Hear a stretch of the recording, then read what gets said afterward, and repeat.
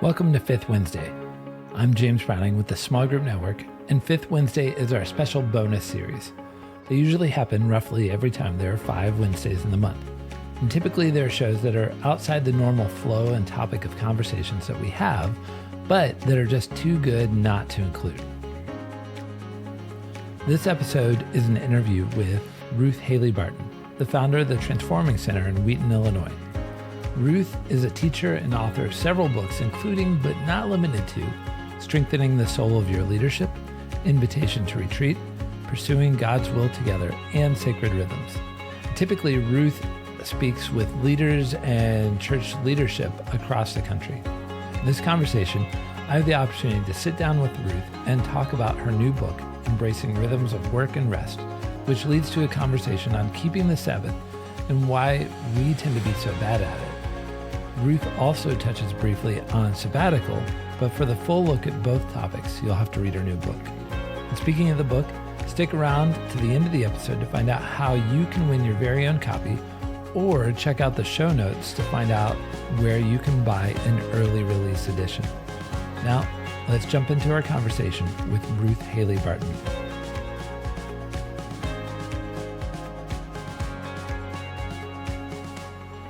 Because right now we're in the middle of launching a new book, and a lot of attention is going to that right now, a new transforming resource. So I think once we get past that, then we'll be looking more at the year following December. And I know that there'll be really good ideas. When does that book launch? The official launch date is October 11th.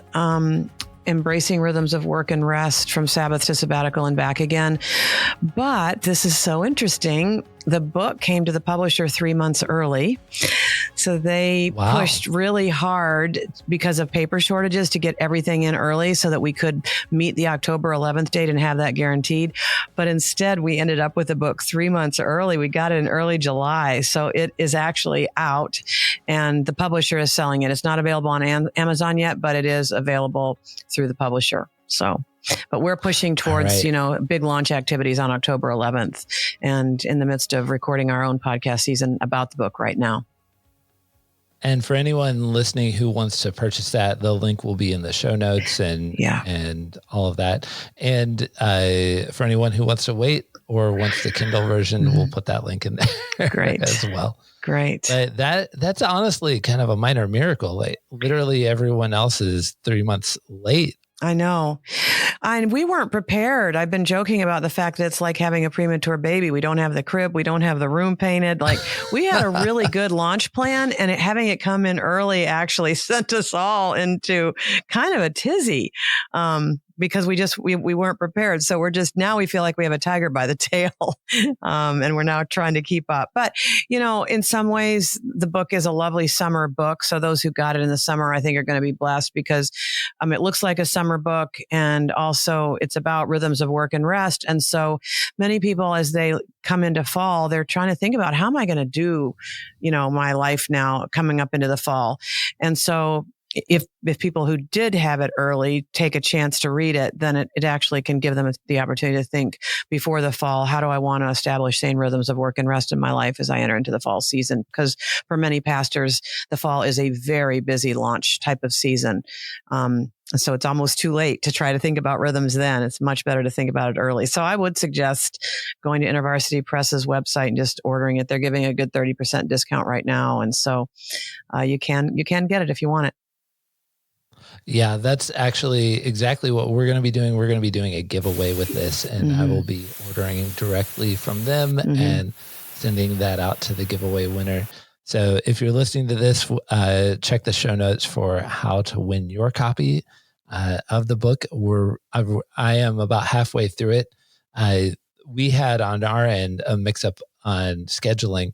So I started the book Sunday night, and it's a Tuesday morning now.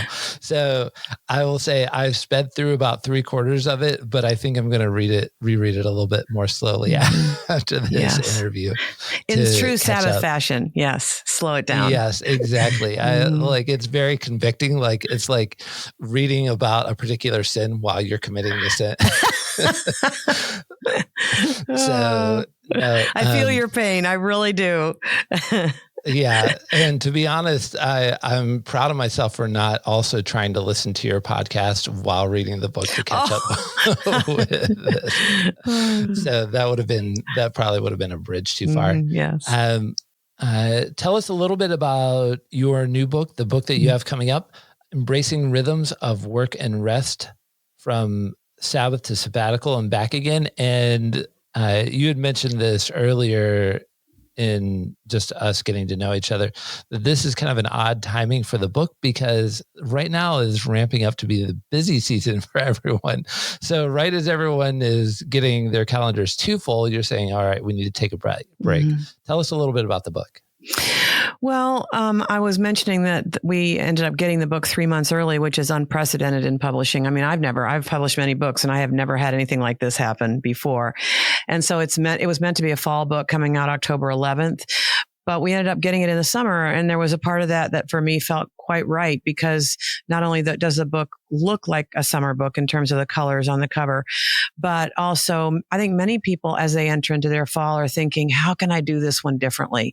As I get my kids back in school, as, ministry ramps up in churches and pastors are, thinking towards the new initiatives in the fall and things like that.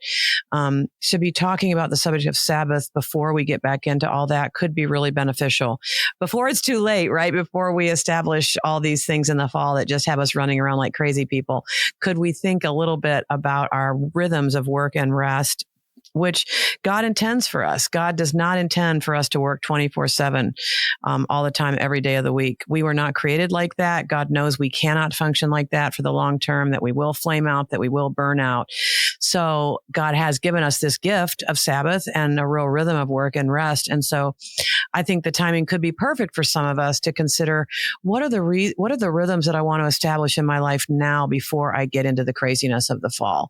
How am I going to do it in such a way that I honor my own personal limitations, that I honor the way God has made me, that I honor the gift of Sabbath in my life, the gift of these rhythms, and maybe start to get after a little bit right now, before we enter in, What prompted you to write this book? You've written a lot of books. You've written a lot of great books. Mm-hmm. And this, as far as I know, is the first one on Sabbath. Is that correct? Yes, I have a chapter on Sabbath in the book Sacred Rhythms, and I have a chapter on Sabbath in the book Strengthening the Soul of Your Leadership. But this is the first time I've really treated it fully. And also there's a part 1 and a part 2.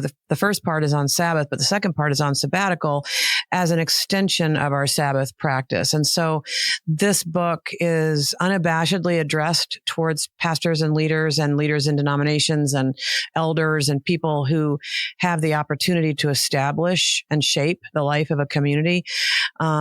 And it's addressed to leaders and how important it is for leaders to have their own Sabbath rhythm and Sabbath practice amid the demands of leadership. And then it's also taking it a step further and identifying Sabbath as a communal practice. When it was given by God to the Israelites, it was given to a community. It was not given to an individual.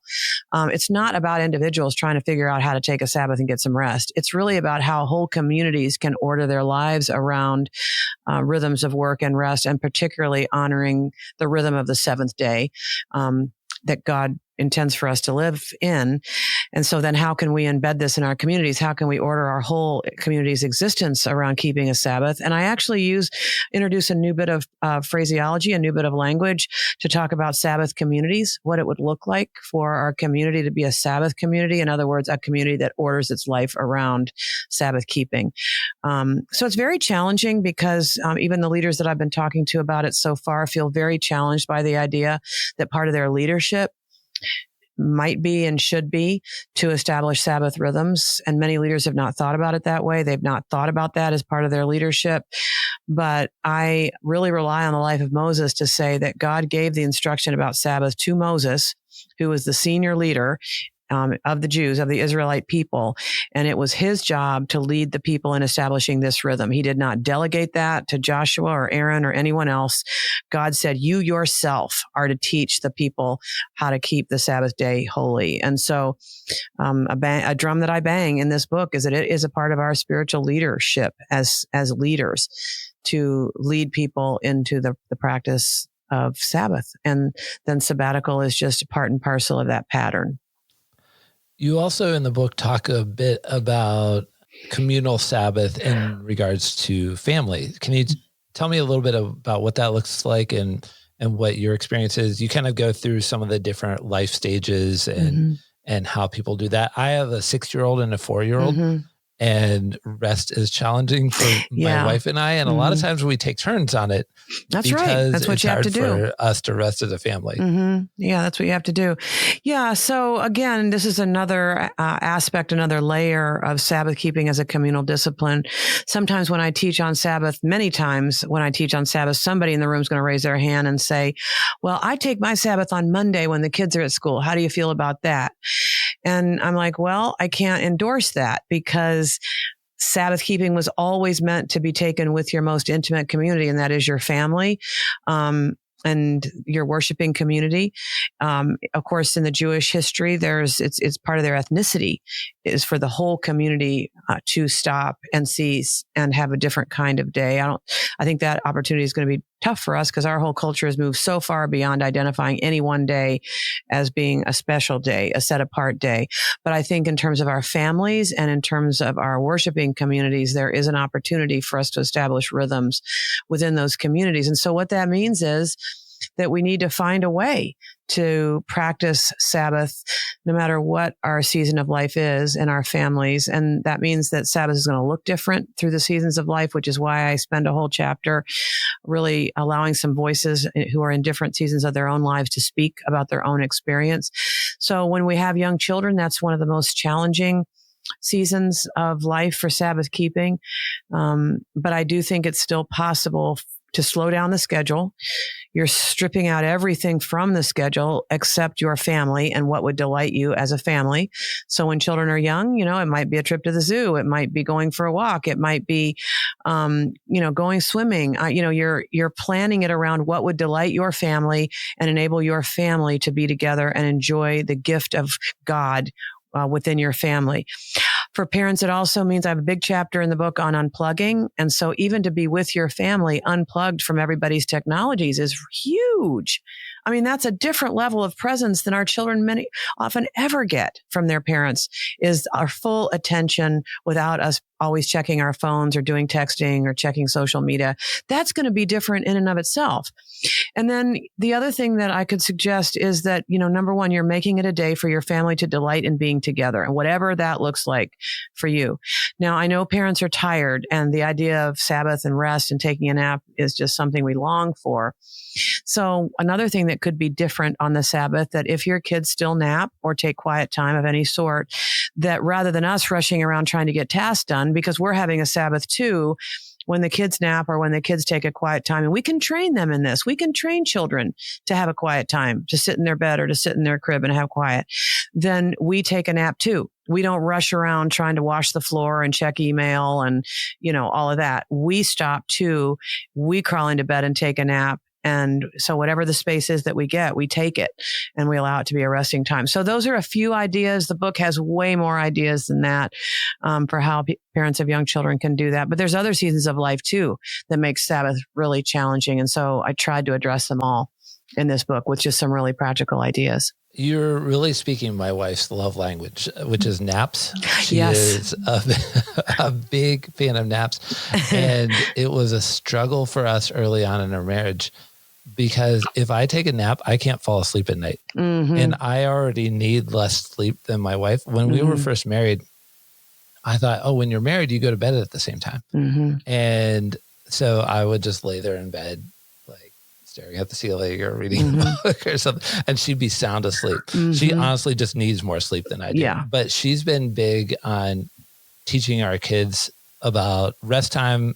For my oldest, she was like me.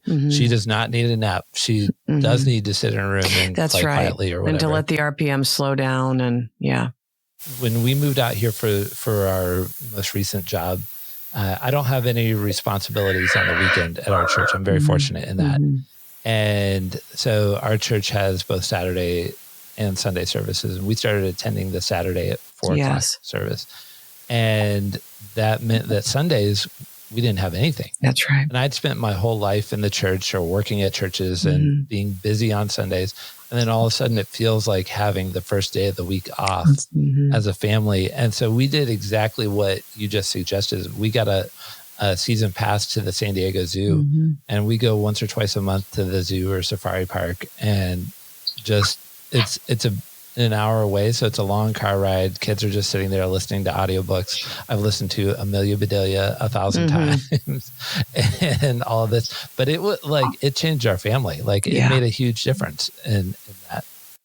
Yeah. And I've honestly, when we get into the nitty gritty of how churches can order their lives around this, I'm very brave to say that ideally, I think if worship can happen on Saturday night, so everybody worships like at 4 or 5, and then either you have a communal meal or everybody, they go out, they go home, but that's the beginning of the Sabbath. And then everybody wakes up on Sundays, and you don't have to get everybody ready for church and get dressed and all the stress of getting a family to church, but then it can be a day of rest. So honestly, and that is in the Jewish tradition, the synagogue took place on Friday night, and then the rest of the Sabbath day just opens out for all the other things. And so I know some churches around here in our area who meet at 5 o'clock on Saturday night, and man, they are fans. They would never go back to having church on Sunday morning. So that's really challenging. And there's lots of other issues besides this simplistic way that I'm dealing with it. But on the surface of things,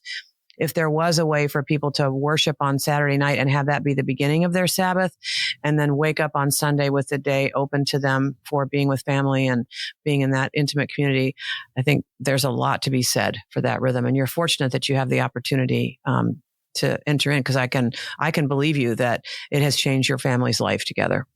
What is the ideal scenario for a leader of a church or an organization?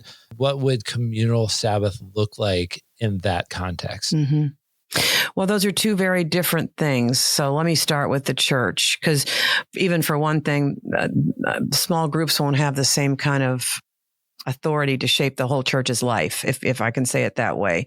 So let me start by talking about the church, because I actually think it needs to start there with the whole church, highest levels of leadership, embracing Sabbath as a value so that we can become a Sabbath community. So what I would be suggesting is that, first of all, the pastor or pastoral staff, they need to be practicing Sabbath first in their own lives in ways that ground them in the goodness and the beauty. And I would go so far as to say the necessity of Sabbath as a rhythm in their life, because it's a hard word, but I'm going to say it. And that is that the Sabbath is not a lifestyle suggestion from God. The Sabbath is actually one of the 10 commandments. It's the 4th command. And so I think it's the best commandment personally, because it's such a beautiful gift. But we need to grapple with what we believe about the Sabbath. Do we think it's just a lifestyle suggestion that different individuals get to decide whether they're going to practice it? Or is it something that God really wants for us and that should order the life of our community? And only the highest level leaders in a church can discern and decide that. And it begins with them practicing it in such a way that it's meaningful for them, grounding for them. They've become convinced that it's a gift of God that we don't want to miss out on and that we want to lead others into. Then from that personal practice, then they bring it to the wider levels of leadership in the church. And together we decide that, yes, we do want to order our church's life around Sabbath keeping. And then, it gets preached, it gets taught, there's small groups. Then you make all your scheduling decisions around Sabbath. So when somebody wants to add another ministry initiative, there's somebody in the room, hopefully the senior leader, who says, now, wait a second, how's that going to affect our ability to practice Sabbath? Because there's always going to be strategic and innovative ideas that sound really, really good. But if nobody ever brings up the topic of Sabbath, how are the pastors going to get a Sabbath? How are the high level volunteers, the parking lot attendants, the nursery workers, the Sunday school teachers, the youth group leaders, how are they going to get a Sabbath if we add this ministry initiative? This is where it starts. It doesn't start with the small groups. It starts with the larger church embracing this value together, if I can be so bold. And then from there, there's a lot of possibility then for the small groups to decide together how will we order our small group connections. And it could be that that's where the Sabbath meal takes place, that there's a Sabbath meal that the group shares together. But I think when the group meets would then take into account when are we practicing Sabbath. So one of the moments that I describe in the book that was really sobering for me is that I've been on a church staff for many of the years of my life, but during a season when I wasn't on staff at a church and our family was beginning to attend a church just as a normal family, I thought, well, now that I'm not on staff at a church, I can finally practice Sabbath with my family. And this church in particular loaded all their activities onto Sundays. And Sundays was the only time that our family could even hope to have a Sabbath. We had 3 teenagers and all of that. And lo and behold, it was all the church activities that kept us from being able to practice a Sabbath. They had the youth group meetings on Sabbath. On the Sunday, they had congregational meetings, small group meetings, choir practices. Everything happened on Sunday, and our family was going and coming all day at different times and in different ways. And it was a very busy day, but because the church was creating the busyness. And so I made this sobering discovery that it's not necessarily the secular culture that's keeping us from practicing Sabbath. It's actually the church that's keeping us from practicing Sabbath. And the church, is going to have to grapple with this. And so, I'm going to offer you one very challenging quote from the book that you might not have gotten to yet that I think really gets at this truth. And it's from one of my teachers, Tilden Edwards, who's an Episcopal priest. But he says this, says the church's primary social and psychological task is to help people manage their experienced dependency upon God in such a way that they are better able to care effectively for the world. These 2 dimensions of dependency and caring define the needed rhythm of life. And here's the kicker. The church is the only large-scale institution in society that is accountable for and capable of fostering such an authentic rhythm. Now, that is a quote to grapple with. That is on page 117. When you get the book, go to page 117. The church is the only large-scale institution in society that is accountable for and capable of fostering such an authentic rhythm. And I think that's one of the main reasons I wrote a whole book on Sabbath, was to say that. To say, if the church doesn't get this one together and figure out how to lead and guide and teach a Sabbath practice, none of the rest of us are going to get to have it. And our values, those of us who embrace the value of Sabbath on a personal level, are going to find that it puts us in contradiction with the lives of our churches. And that's a very hard dilemma. That is going to create a real dilemma for people who are trying to go to church and be faithful to a spiritual community. So, once the bigger church gets it all worked out, then the small groups can determine, now, how are we going to meet as small groups around this rhythm of Sabbath that we're all embracing together. I think that ties in, especially with something you said. It might have even been in the introduction. It was very early on in the book, where the idea of Sabbath, that commandment is something that is bidden, not forbidden. Mm-hmm. And I think the church as a whole, culturally at this point in time, is pretty good at handling the commandments that are forbidden, but really bad at handling the commandments that are bidden. We're bad at tithing. We're bad at spending time in prayer. We're bad at doing all the things we know we should be doing. And we think we've got it covered because we aren't doing the things we're not supposed to be doing. Yeah. So, I think that's a great insight. Thank you for sharing that. And speaking of all this, we're out of time, but I would have loved to have covered sabbatical, which is the really half of your book. So we haven't even covered the second half, but I'd love for you to share a little bit about that. And then if we have a moment, I don't know if we're going to run out the clock here, but about upcoming retreats that you have with your ministry. Yeah, thank you so much for asking about that, because honestly, this book began as a book about sabbatical. I wanted to write a book on sabbatical because when I received my first sabbatical, I couldn't find anything to give me guidance on sabbatical. And so I was very much wanting to write a book on sabbatical, but then the publisher asked if I would combine that with a book on Sabbath, which became a really good choice, because what I'm really convinced of now is that it's really hard to enter into sabbatical effectively and fruitfully if you haven't learned the dynamics of Sabbath keeping, because Sabbath keeping is all the dynamics and the underpinnings and the practices of it and the discipline of it, they all carry over into sabbatical, and sabbatical is just an extended time of Sabbath. So everything that you learn in your Sabbath keeping then informs what you do in your sabbatical, and sabbatical is just an extension of your Sabbath practice. And particularly for the clergy, for people who are pastors. Sabbatical is particularly fruitful because a clergy person's life usually has them on call at all hours of the day or night. They are, Sunday's always coming, so they're preparing preaching every single week, pouring out way more than the normal parishioner does spiritually. And so that's where the idea of giving clergy a longer sabbatical actually comes from. Now, I also think it's very valuable for others as well. And fortunately, the business community is also beginning to adopt this idea of sabbatical and realize that human beings just need an opportunity from the agricultural perspective. We need an opportunity for the soil of our souls to lie fallow. We know that in agricultural situations that every 7 years the land lies fallow and we don't plant it because the land needs to regain some of its nutrition. And so it comes from the biblical idea of Sabbath, but it also comes from the agricultural rhythms.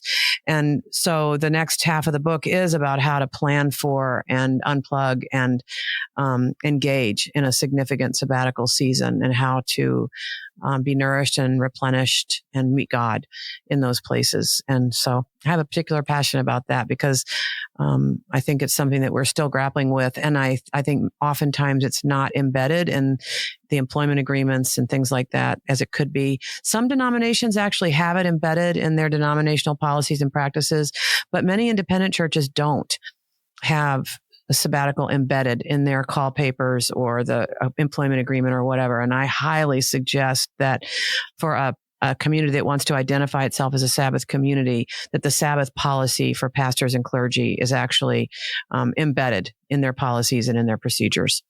Shifting gears a little bit, the last few minutes of our time, tell us a little bit about your work, and you have a couple of upcoming events. Tell us a little bit about what those are and how people can be a part of that.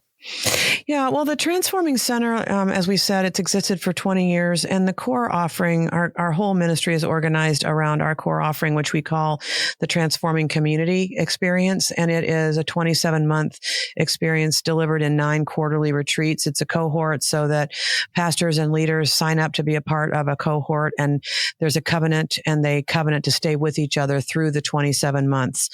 And so they come here to Chicago once a quarter. We meet at a lovely, lovely retreat center, and we enter into rhythms of fixed hour prayer and solitude and experiences with different spiritual practices. There's an inner rhythm to the retreats where we come in, take off our leadership hats. We are a soul in God's presence for the first night and day.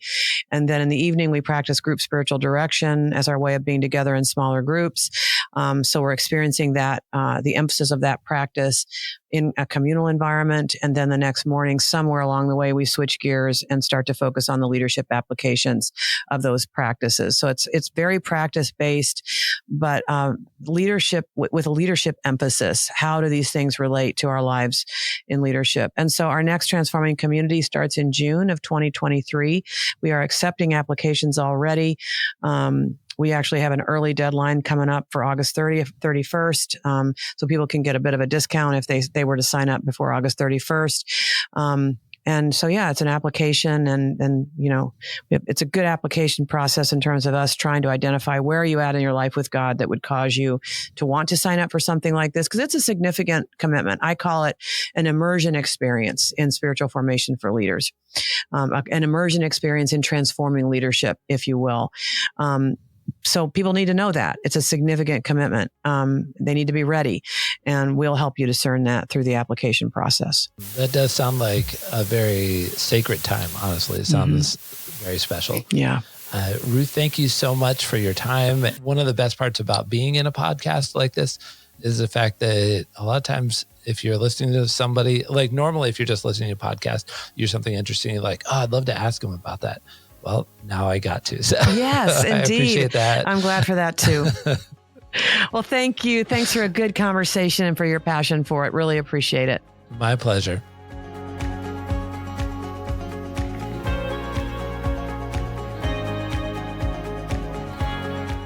This episode really just took a surface level look at Sabbath and barely even introduced the topic of sabbatical.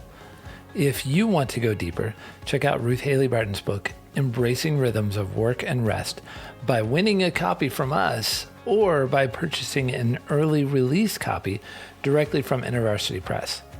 or you can just wait for the regular release in October and buy it from Amazon. All of these will have linked in the show notes below, so just go ahead and read that if you want to jump on it. We will be giving out a pair of the books, and there are 2 different ways to enter. We will choose the winners via random drawing on September 7th. If you're still hearing this, that means we haven't done the drawing yet. The first method of entering is to leave a review for this podcast on your podcast player of choice. It doesn't even have to be a good review. It can be any review. Just take a screenshot of your review and send it to me at info@lumavoz.com. Lumavoz is LUMIVOZ.com, and you can also find that in the show notes. The second method is to find Lumavoz on Facebook and leave a comment on the contest post with your favorite or best Sabbath tip. So whatever tip you have for keeping the Sabbath, we want to see that in the comment, and that post will be pinned at the top of the Facebook page to make it easier for you to find. So you can enter as many times as you want, both ways, and you will actually increase your odds to win. Good luck, and I can't wait to talk with you on the next 5th Wednesday.